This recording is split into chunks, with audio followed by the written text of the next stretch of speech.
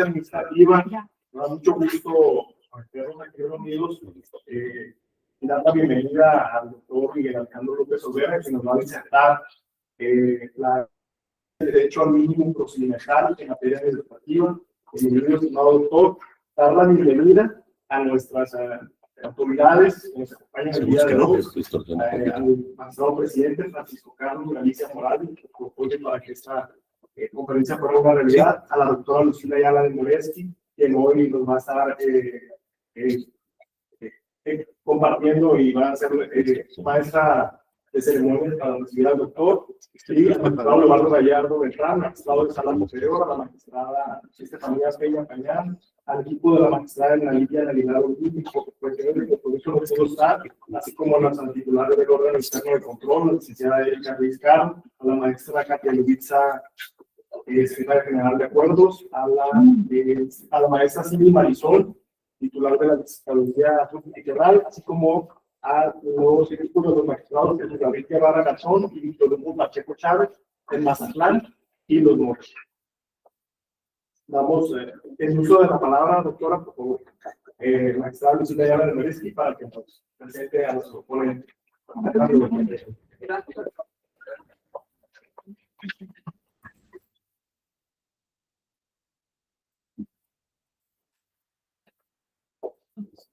Distinguidas y distinguidos asistentes.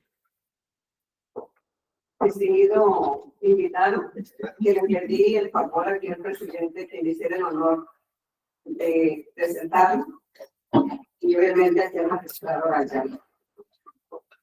Hoy tenemos el privilegio de honrar la trayectoria de un mexicano excepcional, un académico que ha llevado el nombre de nuestro país a los más altos foros de reflexión jurídica, el doctor Alejandro López Olvera. Su vida profesional es un testimonio de disciplina, excelencia intelectual y un compromiso inclaudicable con el fortalecimiento del Estado de Derecho.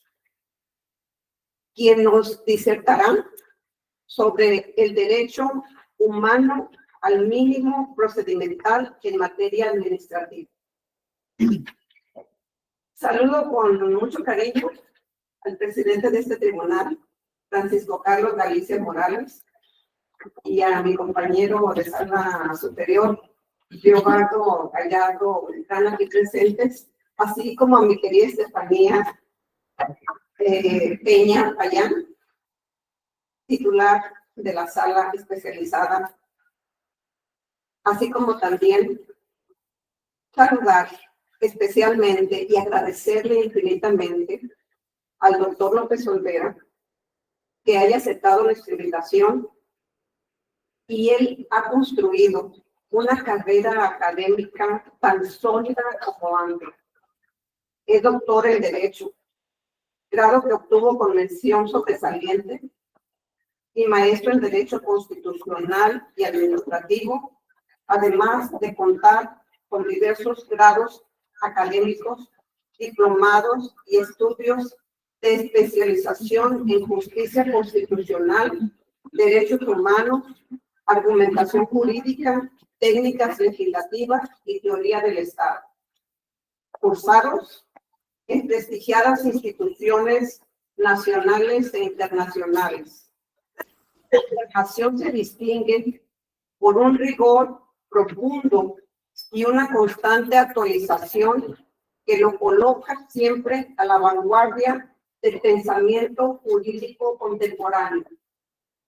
A ello se suma una brillante trayectoria docente.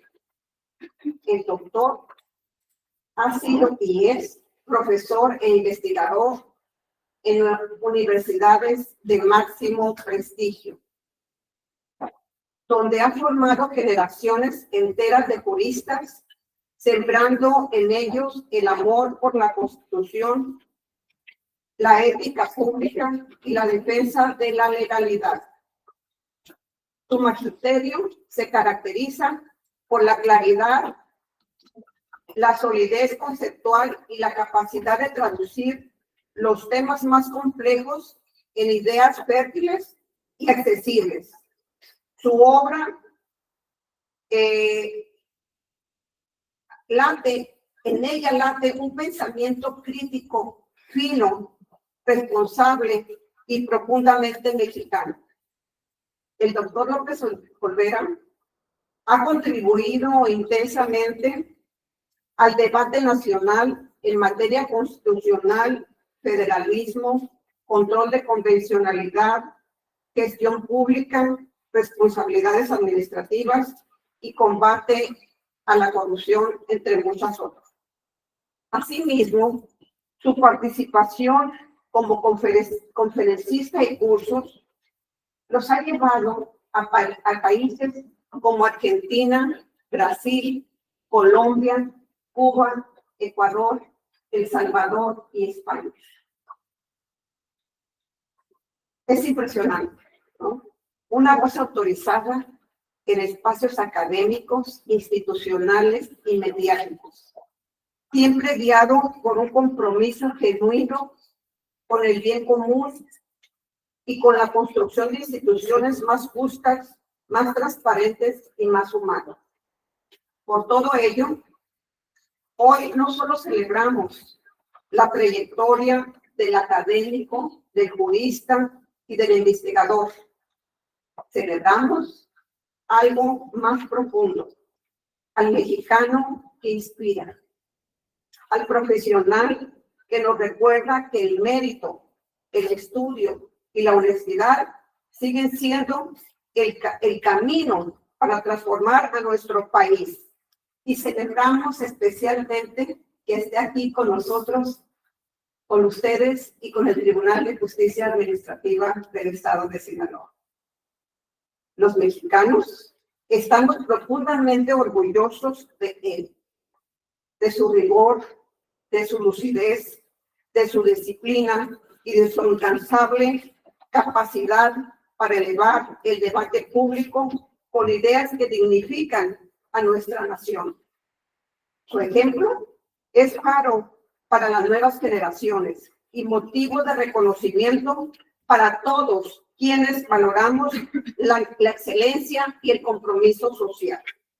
Con gran afecto, respeto y admiración, dejamos el uso de la palabra al doctor Miguel Alejandro López Olvera, cuya voz siempre ilumina, orienta y engrandece. Adelante, doctor.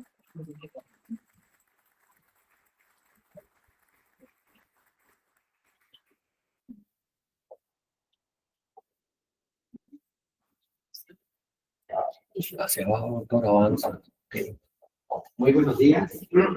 Estoy un poco afectado de la garganta, esperando, pero tenemos comprometido esta conferencia y por ello pues les agradezco mucho esta amable invitación para impartir esta conferencia en el Tribunal de Justicia Administrativa del Estado de Sinaloa. Nada más y nada menos, ¿verdad? En la Casa de la Justicia, que se encarga de revisar los actos de la administración, las actuaciones de la administración y desde luego los procedimientos administrativos. Muchísimas gracias, es un honor estar con ustedes, magistradas, magistrados y personal de este tribunal.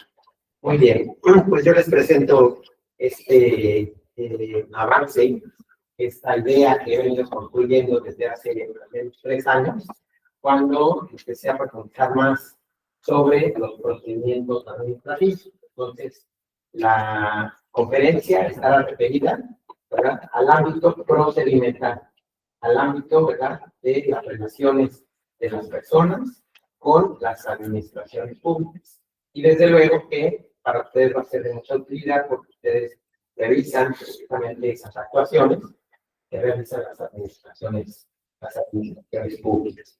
Y entonces, pues en nuestro país, durante las últimas décadas, se han venido incorporando derechos humanos de nueva generación, derechos humanos que se integran con otros derechos que ya tenemos reconocidos en nuestro ordenamiento jurídico, como el derecho a la ciudad, que se integra por los derechos económicos, sociales, políticos, culturales, medioambientales, como el derecho al mínimo vital, ¿verdad? Un derecho también muy importante, precisamente para potenciar las capacidades de las personas, para no dejarla en desventaja frente a cualquier adversidad. Derecho a la buena administración, un derecho también que se incorpora recientemente a nuestro ordenamiento jurídico, especialmente a la Constitución de la Ciudad de México, a la Constitución de Yucatán, a la Constitución del Estado de México. Y bueno, pues está planteando la idea también de incorporar el derecho a la buena administración en, ¿verdad?, la Constitución federal, ¿no? Entonces, bajo esta ruta que llevamos en el ordenamiento jurídico mexicano, es que yo he pensado en el término derecho humano al mínimo procedimental.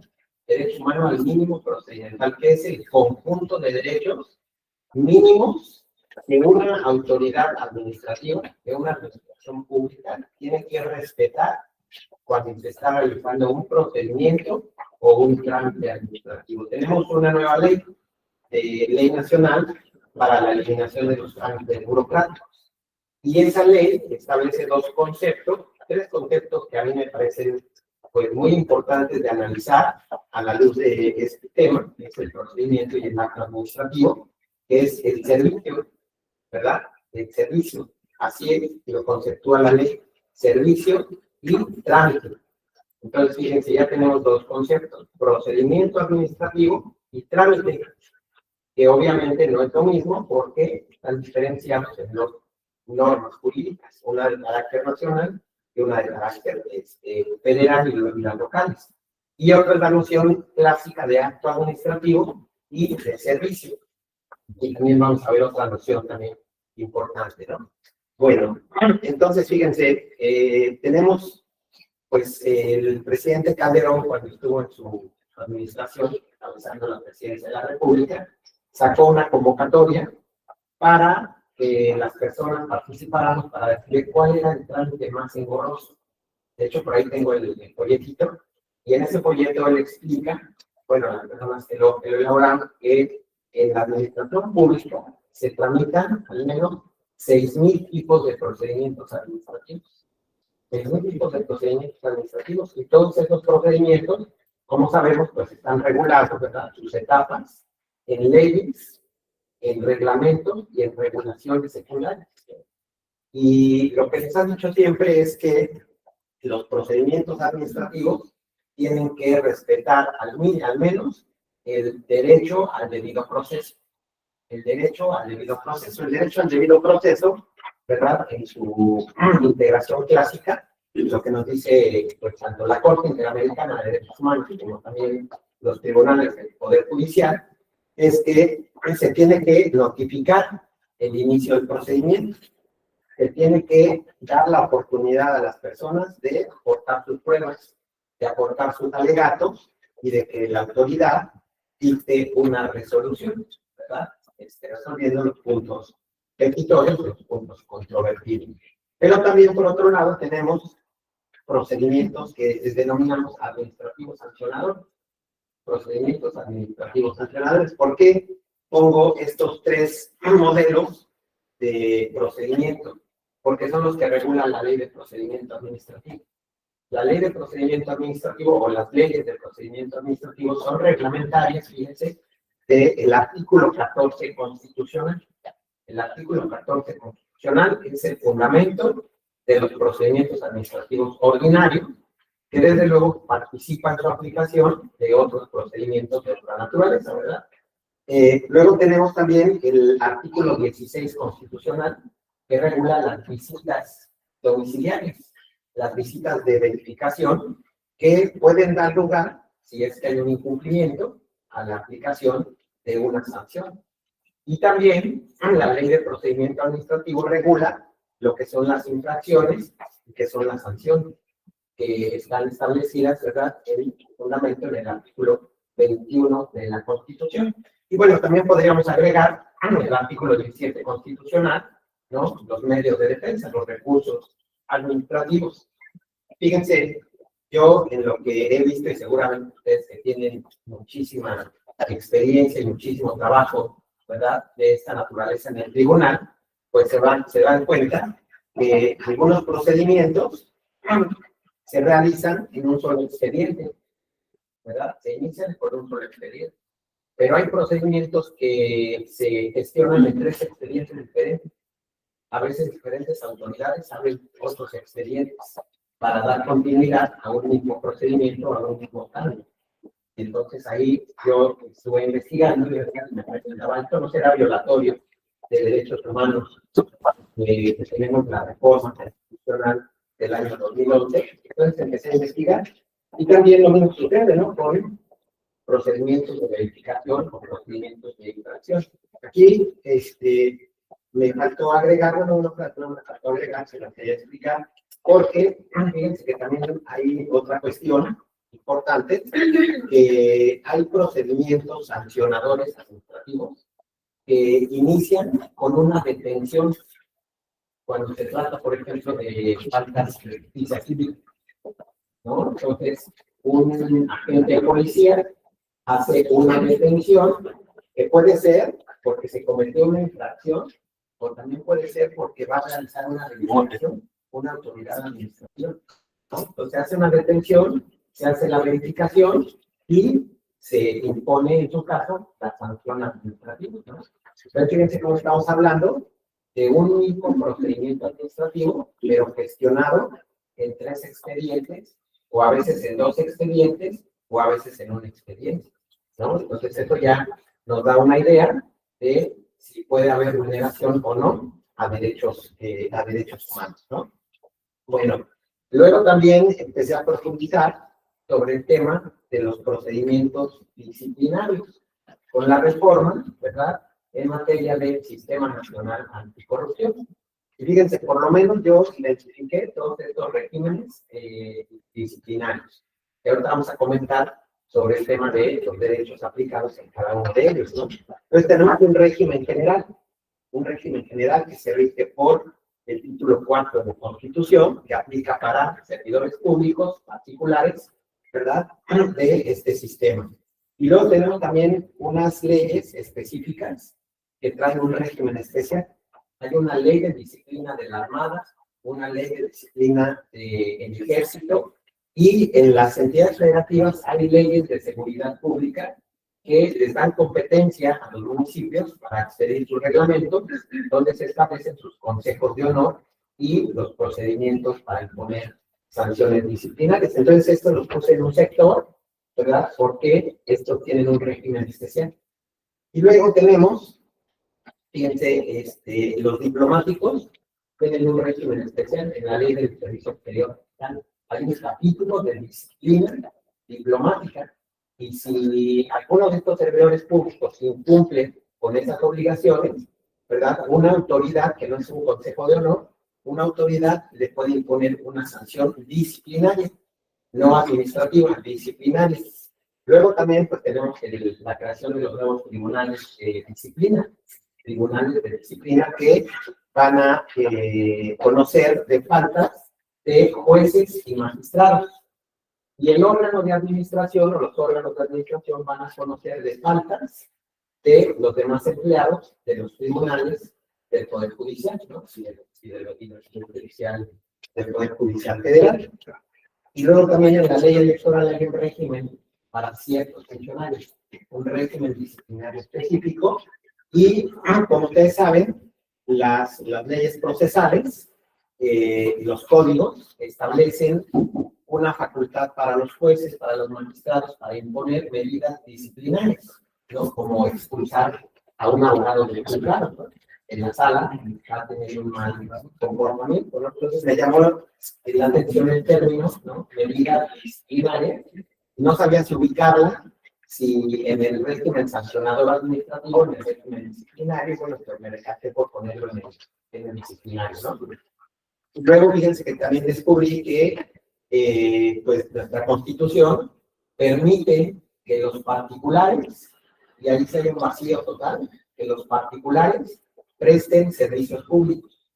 El Congreso o los congresos tienen la facultad para ¿verdad? Expedir leyes donde categoricen cierta actividad como servicio público. Entre ellas está el servicio público de educación o el servicio público de salud, por poner solamente dos ejemplos, ¿no?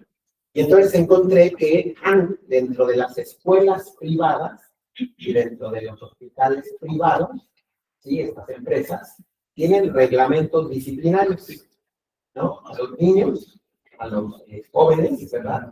Pues tienen su reglamento que nos entregan a los papás para que inicie el ciclo escolar, ¿verdad? Para firmarlos, y viene ahí, ¿verdad? El niño, el joven, el adolescente, la niña, tiene que conducir de esta forma, tiene que cumplir con estas obligaciones, y si incumple, se será acreedor a estas sanciones disciplinarias. Lo que me llamó la atención de todos estos, ahorita vamos a ver, es que no hay procedimiento. Están las obligaciones, y están las medidas, y están las autoridades, pero no hay procedimiento. Entonces hay un vacío muy importante en términos de derechos humanos. Y bueno, aquí ya nos estamos yendo al ámbito privado, obviamente, ¿no? Pero estamos hablando de un servicio público. Y los convenios internacionales en materia de derechos humanos y en materia de combate a la corrupción señalan que las personas que prestan un servicio público o que desarrollan una función pública en nombre del Estado deben de categorizárseles también como servidores públicos.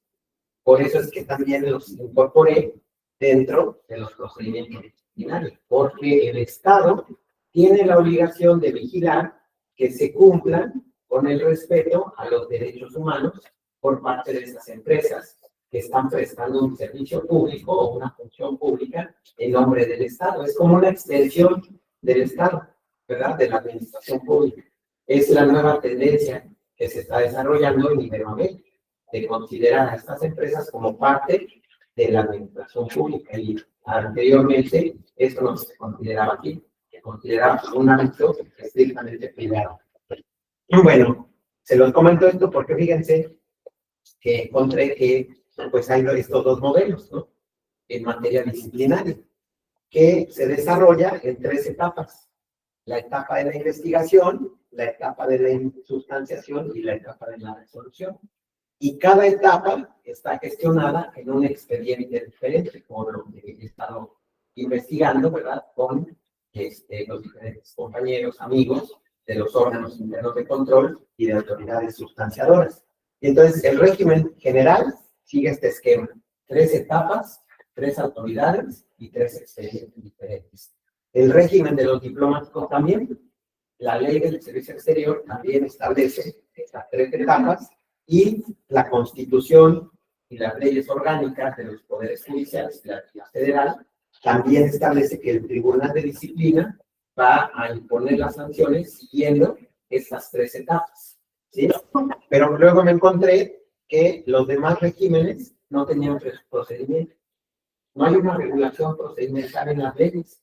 Y eso, pues, me parece que es muy grave, porque pues, se deja efectivamente, ¿verdad?, al arbitrio de las autoridades la aplicación o la tutela de los derechos humanos.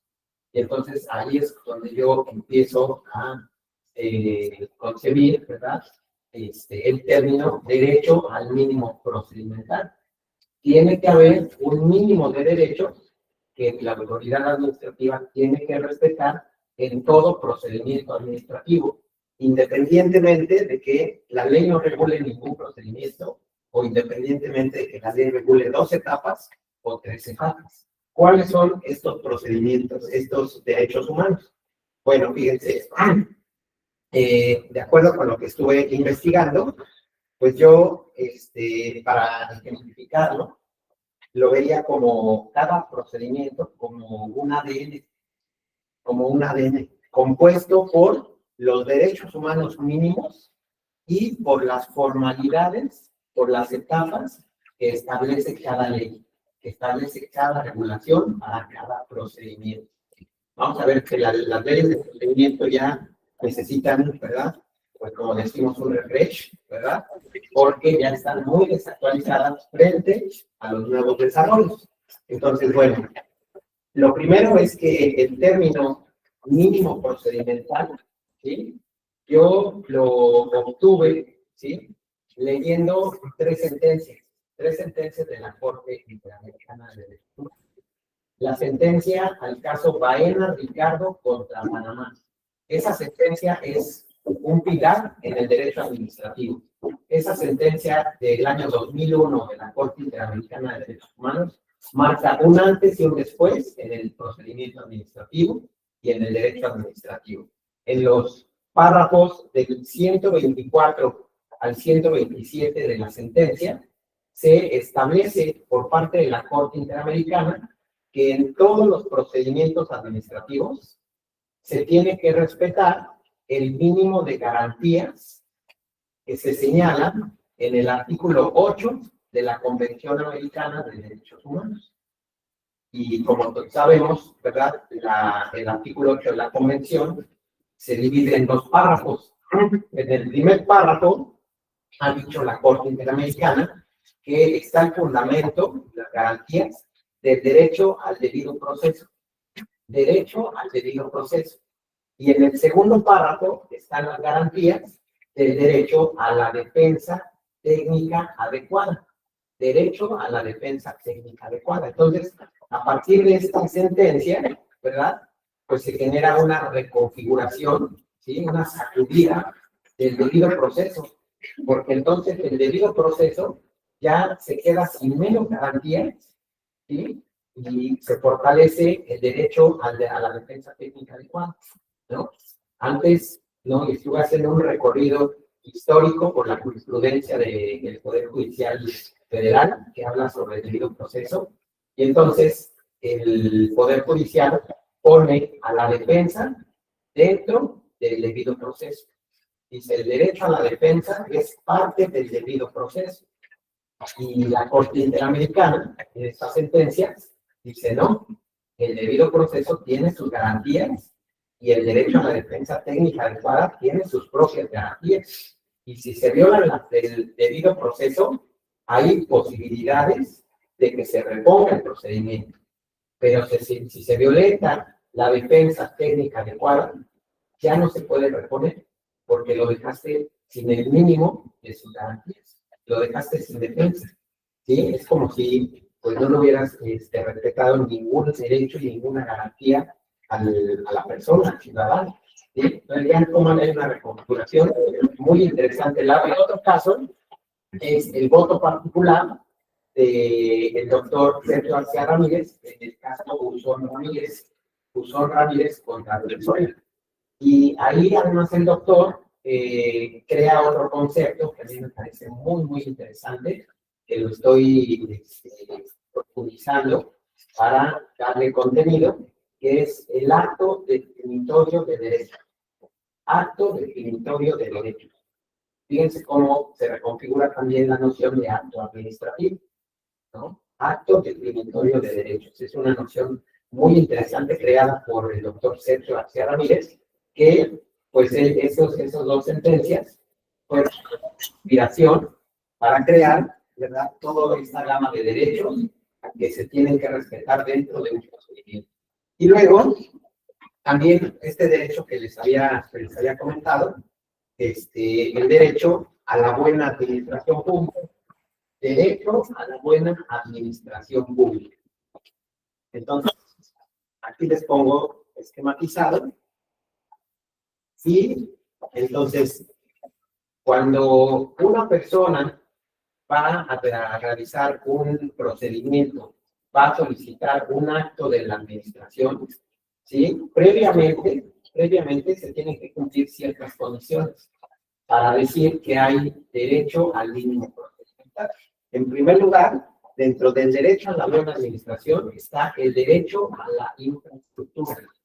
Derecho a contar con infraestructura, a contar con oficinas, a contar con internet, a contar con áreas receptoras de documentos, ¿verdad? Todos estos elementos materiales y humanos forman parte del derecho humano a la infraestructura y son previos, obviamente, a la realización de un procedimiento administrativo o de un trámite administrativo. Si no tienes estos elementos mínimos, las personas no van a poder acceder a los servicios que te está obligando la ley o que te está obligando la Constitución o la reglamentación. Entonces, esta es una condición mínima para que funcionen las administraciones públicas. Bueno, luego vamos a hablar de otras cuestiones, pero, ¿verdad? Nuestras sociedades, pues, como sabemos, están compuestas porque la ley, pues, como que no distingue, ¿verdad? Habla de una generalidad. Sin embargo, ante las administraciones públicas gestionan estos actos administrativos diferentes personas. Gestionan, ¿verdad?, procedimientos niños, niñas, adolescentes, que tienen que ir acompañados de sus tutores o de sus abogados, ¿verdad?, de sus representantes, adultos mayores, discapacitados. Todo esto tiene que formar parte del mínimo, ¿verdad?, procedimental y del derecho a la infraestructura. ¿Para qué? Para que todos tengan acceso a ese servicio que está obligado a prestar la administración pública. Y entonces, bueno, también está obviamente la parte tecnológica, ¿no? A partir de la publicación de las leyes de transparencia y a partir de la publicación de la Ley General de Mejora Regulatoria, todos los entes públicos, todos los sujetos obligados, como les denominan, tienen que contar con una página web, en donde presente, ¿verdad?, donde muestre los trámites que se pueden realizar en esa oficina, ¿no?, en ese público, los servicios que pueden obtener, la información pública que deben de colgar en sus páginas. Pero fíjense, aquí hay una cuestión también interesante, que no está regulada la creación y la gestión de las páginas web de los entes públicos. Entonces, hay entes públicos que tienen sus propias áreas de tecnología y entonces ellos gestionan, ¿verdad?, directamente, protegen, ¿verdad?, sus contenidos. Pero también hay entes públicos que contratan empresas privadas y las empresas privadas son las que tienen en sus manos los datos de las personas, de los empleados, de los servidores públicos. Hay que tener mucho cuidado con la gestión de las páginas web, ¿no? Yo creo que tendría que haber una ley que regulara todos los aspectos para la creación y protección de las páginas web, porque sí hay pequeñas regulaciones, pero están regadas en diferentes, ¿no? O sea, hay que proteger adecuadamente la información que los entes públicos manejan, ¿no? Bueno, dentro del derecho a la buena administración está el derecho a la profesionalización. Derecho humano a la profesionalización. Tengo que contar con servidores públicos profesionales. ¿Para que, por qué? Porque tener un personal profesionalizado me protege, ¿verdad?, el derecho humano a la competencia. Derecho a la competencia, ¿sí? Y entonces, ¿cómo protejo la competencia? Bueno, pues a través de procesos de selección por medio de convocatorias públicas. ¿Para qué? Para que los servidores públicos que ingresen a esas áreas de la administración pública sean verdaderamente independientes, imparciales y objetivos al momento de resolver los expedientes, ¿no? Entonces, proteges la competencia y formas un cuerpo de administradores, ¿no?, de servidores públicos profesionales, ¿no? Ahorita vamos a abundar un poquito más en esta cuestión. Bueno, y entonces, ¿cómo se inicia un procedimiento administrativo? Pues puede ser a petición de un ciudadano, de una persona, o puede ser de oficio, ¿verdad?, por una autoridad. ¿Y cuál es el primer derecho que se pone en acción? ¿Cuál es el primer derecho que se activa? Fíjense cómo la Constitución a partir del 2011 ya nos presenta, ¿verdad?, los procedimientos en forma de legal, ¿no?, en forma de etapas que establece la ley, sino en perspectiva de derechos humanos. Es un cambio de 360 grados. Entonces, el primer derecho es el derecho humano a la memoria histórica. Derecho humano a la memoria histórica. ¿Dónde está reconocido el derecho humano a la memoria histórica? ¿Dónde está regulado? En la Ley General de Archivos está, ¿verdad?, reconocido el derecho humano a la memoria histórica. Entonces, los expedientes son una garantía del derecho a la memoria histórica. Después de 50 años, ¿verdad? Las generaciones futuras a lo mejor van a querer revisar un expediente en tribunal, a ver qué pasó en este juicio, por qué le otorgaron este permiso para construir este edificio, para construir esta vivienda, para cortar este árbol, etcétera, ¿no? Entonces, el derecho a la memoria, ¿sí? Tiene como sus principales garantías los expedientes y los archivos, los expedientes y los archivos. La ley federal sobre monumentos y zonas arqueológicas, artísticas e históricas señala que todos los expedientes son monumentos históricos y por lo tanto no se pueden destruir, aunque la ley de transparencia sí lo permite, ¿verdad? Permite depurarlos y hay que digitalizar los demás, todos los expedientes, ¿verdad? Para conservarlos, para conocimiento de las generaciones futuras. Bueno, lo que yo revisé de las leyes de procedimiento administrativo y las leyes administrativas es que ninguna tiene un capítulo sobre el expediente. Y entonces, pues yo estaba investigando, estaba acudiendo a oficinas gubernamentales con amigos, ¿no? Que trabajan en administraciones públicas y, ¿verdad? De curioso les he dicho, ¿cómo armas tus expedientes? Ah, pues mira, aquí tenemos una carpetita donde vamos integrando estas hojas. Ah, muy bien. ¿Tú cómo haces tus expedientes? Ah, pues mira, nosotros tenemos aquí unos clips, los perforamos y vamos agregando las constancias. Nosotros las cosemos. Nosotros vamos agregando las constancias, ¿verdad? Una encima de la otra y las cosemos. Nosotros, ¿verdad? Las agregamos abajo, descosemos todo y después agregamos. Entonces, fíjense cómo no se tiene una buena gestión de los expedientes. Necesitamos una buena regulación de cómo integrar los expedientes. ¿Para qué? Pues para que se garantice el derecho humano a la memoria histórica y el derecho humano a la verdad. ¿Cómo se construyó en realidad ese procedimiento? ¿No? Hay expedientes, carpetas, en donde es muy fácil intercambiar las hojas. En algunos sí se tiene cuidado de irlos foliando, ¿verdad? Le ponen folio, le ponen sellos, etcétera, ¿no? Donde se tiene un mejor control, pero hay otros que no. Hay otros que le ponen con pluma, ¿no? Número 1, número 2, atrás no le ponen nada. Algunos de sello que dice sin texto, ¿no? En los casos. Algunos numeran también la parte de atrás. Entonces no se tiene un buen control y eso afecta el derecho a la memoria histórica y al derecho a la verdad, ¿no? Entonces hay que construir un expediente, pues también ya el Código Nacional de Procedimientos Civiles y Familiares contempla, ¿verdad?, la creación de expedientes digitales, expedientes tecnológicos, ¿verdad?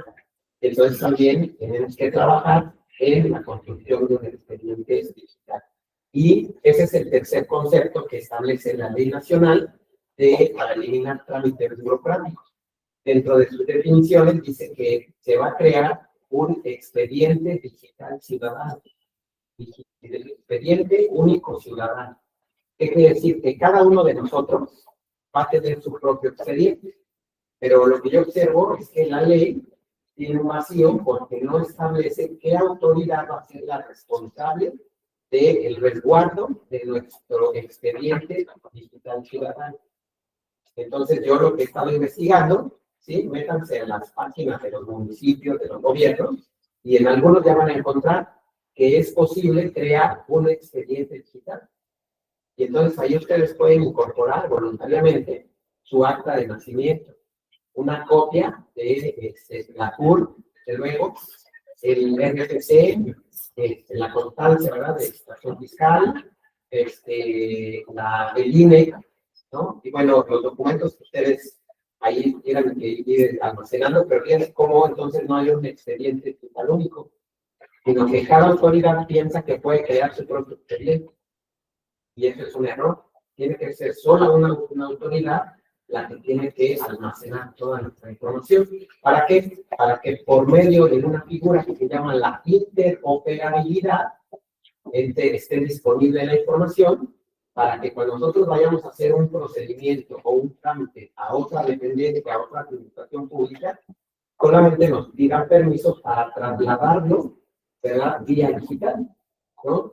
Yo soy investigador en la UNAM y fíjense, en la propia UNAM tienen un archivo para que a mí me puedan hacer gestiones en una facultad diferente, en un instituto diferente. Tengo que entregar otra vez toda mi documentación, es increíble. Le digo, si ya tengo un expediente de trabajador en la UNAM, no, pero aquí nosotros llevamos un expediente. Le digo, no puede ser, porque es la propia UNAM, solamente tendrían que pedir una copia al archivo, que va a acabar. Pero entonces, imagínense, ¿no? Tenemos nuestros documentos regados en cientos de oficinas, decenas y cientos de oficinas. Y entonces lo que se pretende con este expediente digital único es que solo estén los documentos básicos almacenados en una sola base de datos, en un solo expediente. Y cuando nosotros queramos pedir la licencia de conducir, o cuando queramos pedir la licencia para construir nuestra casa, una casa nueva, entonces ya solamente se van a trasladar digitalmente, ¿no? Entonces, el derecho a la memoria, fíjense cómo ya ahora no solamente se tiene que proteger, ¿verdad?, físicamente, sino que ahora también hay elementos digitales que hay que proteger también. La ciberseguridad es muy importante para los datos y la información personal, ¿no? Luego, después de que ya se abrió el expediente, ¿verdad?, bajo las prácticas o las normas que tenga cada institución, entonces, el siguiente derecho que se tiene que activar o que tiene que tutelar es el derecho humano a la defensa técnica adecuada. Derecho a la defensa técnica adecuada. Fíjense cómo nosotros tenemos en las leyes medios de defensa, pero no tenemos garantizado el derecho a la defensa. Y en todos los procedimientos administrativos se tiene que garantizar el acompañamiento, no para defender a una persona, porque todavía no estamos hablando por el conflicto, pero sí para asesorarla. Ya hay también jurisprudencia muy relevante de la Suprema Corte y de los tribunales colegiados en el sentido de que ciertos grupos que son vulnerables tienen que ser acompañados por un abogado perito en la materia, licenciado en Derecho, ¿no?, especializado, en este caso, en materia administrativa. La Ley de Derecho a la Defensa española dice que la defensa comprende la asesoría jurídica, el patrocinio y la defensa de los derechos. Entonces, la defensa técnica adecuada no es solamente para, ¿verdad?, enfrentar a la autoridad en un pleito, ¿no?, de un tribunal, sino es también para asesorar a las personas que no tienen esa capacidad jurídica, que no tienen esos conocimientos o la capacidad económica, ¿verdad?, para desarrollar, para realizar un simple trámite ante la administración, ¿no? Hay unos que son fáciles y hay otros que son muy complejos, en donde sí necesitas el apoyo jurídico, ¿no?, incluso de otros especialistas, ¿no? Bueno, el derecho a la defensa técnica adecuada tiene el fundamento en el artículo 2, en el párrafo segundo, perdón, del artículo 8 de la Convención Americana de Derechos Humanos, ¿sí? Y entonces, siempre es necesario estar acompañado de un perito en la materia. ¿Y por qué se llama derecho a la defensa técnica adecuada?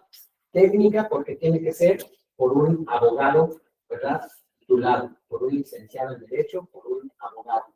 La Ley de Profesiones permite que los pasantes en Derecho también, ¿verdad?, participen en procesos. Pero yo creo que eso no está bien, porque eso atenta contra el derecho a la defensa. Fíjense, en los sistemas anglosajones, en Estados Unidos o en Inglaterra, para que un abogado, para que un estudiante pueda defender una causa ante los tribunales, primero tiene que obtener su título profesional en la universidad y después tiene que practicar durante 4 o 5 años en un despacho de un abogado, ¿verdad?, de prestigio, que lo va a enseñar a las cuestiones litigiosas, y después va a hacer su examen en la barra de abogados. Y entonces, si pasa el examen, le van a dar su cédula, su patente, para poder ejercer la profesión de abogado. En México es automático. Automático. Tenemos el título, digamos por hecho que ya sabemos, ¿verdad?, que ya tenemos los conocimientos jurídicos. Y eso es una mentira, ¿verdad? Entonces vamos a la SEP, si nos dan nuestra cédula, ya podemos ejercer nuestra profesión, ¿verdad? Entonces necesitamos reforzar el derecho a la defensa. ¿Para qué? Pues para tener mejores administraciones públicas, para elevar la calidad de las administraciones públicas y para elevar también la calidad de la defensa en materia jurídica. Bueno, ahorita vamos a hablar un poquito más sobre el derecho a la defensa técnica adecuada. Les hice otro esquemita para profundizar más en ese aspecto, ¿no? Que me interesa muchísimo. Bueno, después también, tratándose de cuestiones, por ejemplo, de procedimientos disciplinarios o de procedimientos administrativos sancionadores. Se habla mucho de la verdad material o la verdad histórica, pero en términos de derechos humanos, lo que tenemos que ir construyendo es una verdad procesal, o dicho en términos colegiales, una verdad verdadera. ¿Y cómo se construye la verdad verdadera? Bueno, pues se construye con la participación, obviamente, de la autoridad, con la participación de los interesados, pero también con la participación de terceros interesados o terceros perjudicados, ¿no? Y entonces fíjense cómo aquí, dentro del derecho a la verdad procesal, en procedimientos administrativos, también entra otro derecho muy importante que está teniendo mucha relevancia, especialmente en Iberoamérica, que es el derecho a la participación ciudadana. Derecho a la participación ciudadana. Fíjense cómo anteriormente una persona acudía a la administración para pedir una licencia de construcción, ¿no? Yo soy un empresario, liberado, tengo mucho dinero, voy a comprar estos predios y voy a poner una plaza comercial. Entonces el empresario acudía, ¿verdad?, con la administración a solicitar su licencia de construcción, su suministro de agua potable, sus descargas residuales, su número oficial, etc. No todos los trámites, pero los vecinos y las personas que circulan por la zona, pues no podían tener injerencia. ¿Por qué? Porque el acto administrativo solamente afectaba a ese interesado y a ese predio, sin tomar en cuenta las afectaciones al derecho al medio ambiente, al derecho a la salud, al derecho a la movilidad, entre otros derechos, ¿no? Entonces, fíjense cómo ahora la participación ciudadana también se incluye en los procedimientos administrativos. Y lo que estuve revisando en las diferentes leyes es que tenemos en México al menos 300 mecanismos de participación ciudadana establecidos, reconocidos en regulaciones municipales, en regulaciones, en leyes estatales y en leyes federales, ¿no? Entonces, la participación ciudadana ya está presente, lo mismo que la tecnología, en todas las leyes y en todas las actividades que realizan las administraciones públicas, ¿sí? Entonces, la participación ciudadana también es básica. Y la participación ciudadana, ¿sí?, tiene que respetar el debido proceso. La participación ciudadana es otro procedimiento dentro de un procedimiento. O sea, tengo el procedimiento administrativo para escuchar a la ciudadanía, para escuchar a los afectados, a los interesados, ¿sí? Y después sigo con mi procedimiento. Pero primero hago, ¿verdad?, el mecanismo. ¿Cuál es el mecanismo? Pues puede ser una consulta, puede ser una audiencia pública, que puede durar 2 semanas, puede durar un mes, preparar una audiencia pública. ¿Para qué? Pues para ver los efectos de poner un centro comercial, ¿no? De quitar un parque y poner en su lugar un centro comercial. Entonces, escucho a la ciudadanía, ¿no? Obviamente, hago todo el procedimiento, abro el expediente y después sigo con el procedimiento. Bueno, no sé si aquí tengo algún comentario, alguna pregunta. ¿Alguna? ¿Vamos bien? Muy bien, perfecto. Bueno, fíjense, comentábamos al principio que el debido proceso, según la doctrina clásica y los criterios del Poder Judicial, se integra por 4 garantías: la notificación del inicio del procedimiento, la aportación de las pruebas, la presentación de alegatos y el dictado de la resolución, ¿verdad? Bueno, fíjense cómo con el caso Baena Ricardo y con el artículo 8 de la Convención, el debido proceso se reconfigura. Fíjense cómo no he hablado del debido proceso. He hablado del derecho a la memoria, del derecho a la defensa, del derecho a la verdad procesal, ¿no? Fíjense cómo, de acuerdo con estas interpretaciones, la notificación del inicio de todo procedimiento no es una garantía del debido proceso, es una garantía del derecho a la defensa. En términos de lo que dice el inciso D y E del párrafo segundo del artículo 8 de la Convención Americana de Derechos Humanos. Porque el derecho a la defensa en la materia administrativa pues no está reconocida en nuestra Constitución, está reconocida jurisprudencialmente, sí, que hay criterios que dicen que hay que aplicar la materia administrativa, pero ¿verdad? La fuente del derecho a la defensa técnica adecuada viene de la Convención Americana. Entonces, ¿qué es lo que tengo que hacer para garantizar la defensa técnica adecuada? Porque obviamente no lo encontramos en la ley de procedimiento administrativo, en las leyes de procedimiento administrativo. Entonces, abro mi expediente y les notifico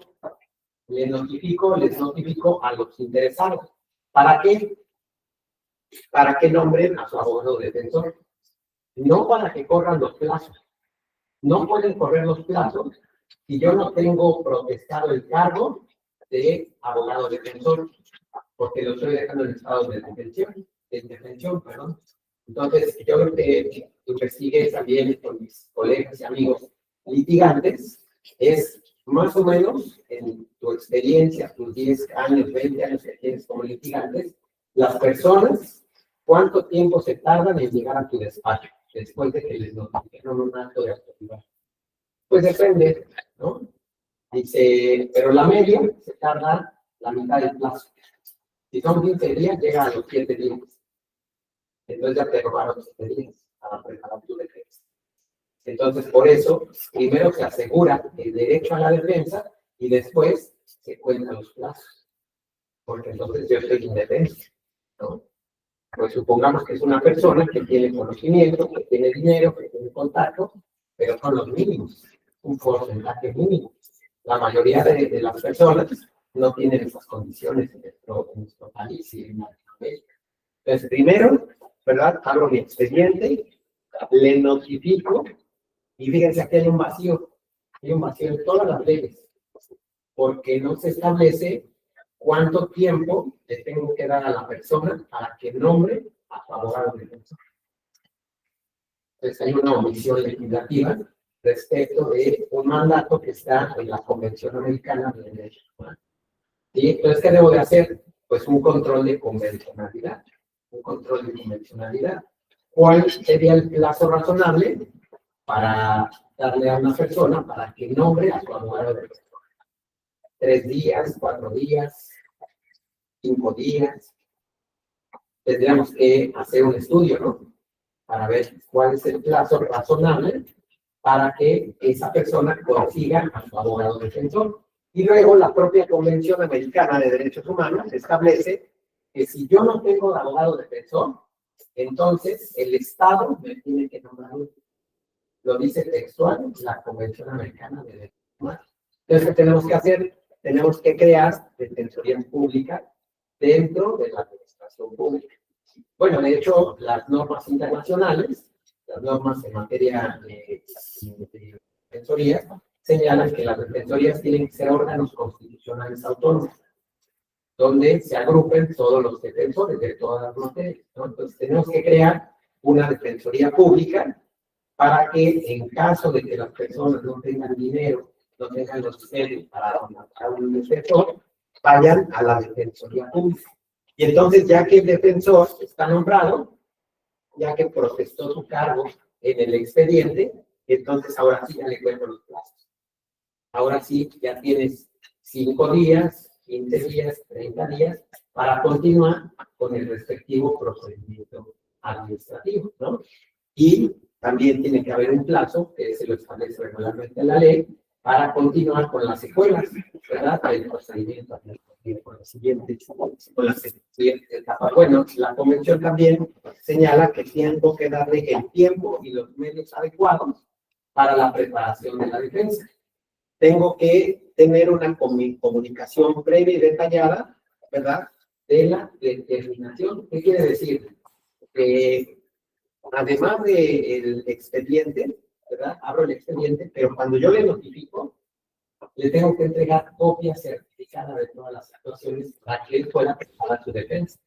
Porque si solo le entrego la notificación, aunque le diga que el expediente está en el lugar, no es suficiente para preparar una defensa adecuada. Bueno, también dentro del derecho a la buena administración se encuentra el derecho humano a vivir en un ambiente libre de corrupción. Derecho humano a vivir en un ambiente libre de corrupción. ¿Sí? Y esto se relaciona obviamente con el Sistema Nacional Anticorrupción y con la Ley General de Responsabilidades Administrativas. La Ley de Procedimiento Administrativo, al menos la federal, dice que si un servidor público incurre, ¿verdad?, en una de las obligaciones, alguna de las obligaciones que establece la Ley de Procedimiento Administrativo, eso no va a afectar la validez de la resolución. Lo que a mí me parece que ya está desactualizada esa norma. Yo creo que necesitamos incorporar tanto en la Ley de Procedimiento Administrativo como en la Ley General de Responsabilidades Administrativas, ¿verdad?, una falta y una medida cautelar para que en caso de que se descubra un hecho que puede ser, ¿verdad?, un hecho de corrupción, entonces la autoridad sustanciadora pueda suspender el procedimiento administrativo, investigar si hay actos de corrupción y en caso de que no lo haya, pues dejar continuar el procedimiento administrativo, ¿verdad? Pero no se prevén consecuencias en procedimientos administrativos ante, ¿verdad?, actos de corrupción. Entonces, hay actos administrativos que son válidos, ¿verdad?, porque siguieron la secuencia de la ley, que se generó un expediente, pero se cometieron actos de corrupción, ¿no? Fui a pedir mi licencia de conducir, pero tuve que dar un impulso procesal, ¿verdad? Entonces, pues es válido, pero hubo acto de corrupción, ¿no? O sea, seguí la legalidad, pero hubo un acto de corrupción. Entonces, el acto, desde luego, que tuvo que declararse nulo, ¿verdad? Porque ese es un acto que perjudica a todos los clientes, ¿no? Bueno, hay otro tipo de actuaciones más graves, ¿no? Son ejemplos simples, pero fíjense cómo ahora la perspectiva es en términos de derechos humanos. Bueno, después, el siguiente derecho es el derecho a la prueba. Derecho a la prueba. También la jurisprudencia clásica nos enseña que el derecho a la prueba forma parte del derecho al debido proceso. Bueno, pues ya la jurisprudencia del Poder Judicial y de la Corte Interamericana nos indica que el derecho a la prueba es un derecho humano. El derecho a la prueba se realiza en 4 etapas, como todos sabemos. Las leyes de procedimiento administrativo solamente indican, tienes derecho, ¿verdad?, se va a garantizar la audiencia a que aportes pruebas, alegatos y que se dicte una resolución, ¿no? Es la redacción clásica de la mayoría de las leyes que contienen procedimientos administrativos que se les llaman desarrollados en forma de juicio. Procedimientos, ¿verdad?, desarrollados en forma de juicio. Bueno, entonces, la prueba en la actualidad es un derecho humano, de acuerdo con las diferentes interpretaciones del Poder Judicial de la Federación y de la Corte Interamericana. Entonces, para que se tutele, para que se respete el derecho a la prueba, tiene que pasar por las 4 etapas. Aportación de la prueba, aceptación de la prueba. Si no acepto la prueba, entonces tengo que tener medios de impugnación, ¿verdad?, para que una autoridad jurisdiccional revise esa decisión, ¿no? Desahogo de la prueba y valoración de la prueba. Las leyes no establecen, ¿verdad?, pero en el procedimiento sí, pero hay muchas leyes de procedimientos que no establecen esa secuencia. Y entonces ahí hay una violación a los derechos humanos porque tienen que pasar por las 4 etapas. Los procedimientos administrativos, los que se gestionan a petición de parte de una persona, establecen requisitos para obtener un acto administrativo. Bueno, los requisitos se convierten en pruebas. Y entonces, cuando yo entrego el formulario, mi solicitud, mi petición a la administración, acompañada de los requisitos, la estoy acompañando de las pruebas. Y la autoridad administrativa tiene que, ¿verdad?, obviamente, acusarmente de recibir, tiene que aceptar los requisitos o las pruebas y después tiene que ordenar su desahogo en su caso y valorarlas para poder emitir el acto administrativo. ¿Sí? Bueno, después, fíjense que ya llegamos al debido proceso, porque el debido proceso tiene como garantía la fundamentación, la motivación y la competencia. Les voy a compartir con nuestro querido amigo, nuestro Daniel, un libro que escribió recientemente que se llama El derecho humano a la competencia, porque yo estuve revisando el texto de la Constitución y la Constitución lo eleva a rango de derecho humano. Entonces, la autoridad tiene que ser competente. ¿Ah? Lo que estuve revisando también en diferentes leyes y reglamentos, ¿no?, derivado de la creación del Sistema Nacional Anticorrupción, es que muchas áreas se siguen llamando de responsabilidades. Áreas, ¿verdad?, de investigación, áreas de denuncias. Entonces, la Constitución y la Ley General nos dicen que estas unidades, estos órganos, se tienen que denominar autoridad investigadora, autoridad sustanciadora. Entonces, no lo está haciendo una autoridad competente. Allá hay un juicio, ¿verdad?, una violación al derecho humano. Está gestionando ese procedimiento una autoridad que es incompetente por su designación. A lo mejor sí tiene las atribuciones, pero no la designación.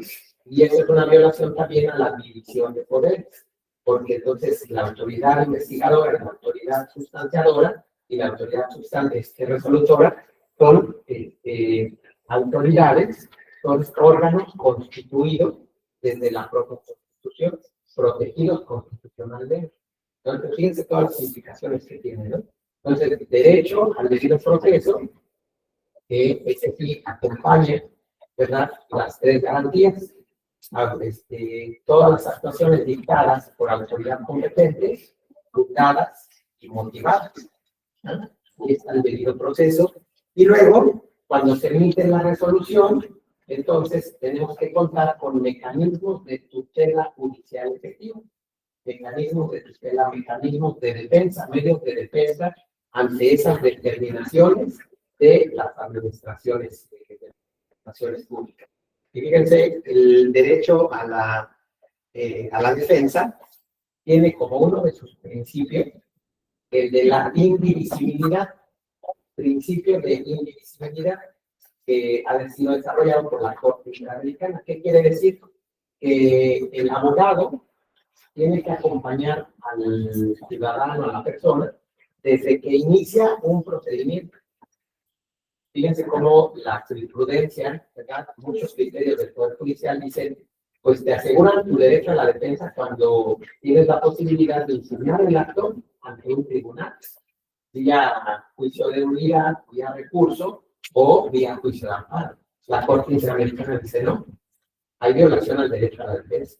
El derecho a la defensa se tiene que asegurar desde que el Estado ordena investigar a una persona o desde que ordena ejecutar actos que pueden implicar afectación a sus derechos humanos.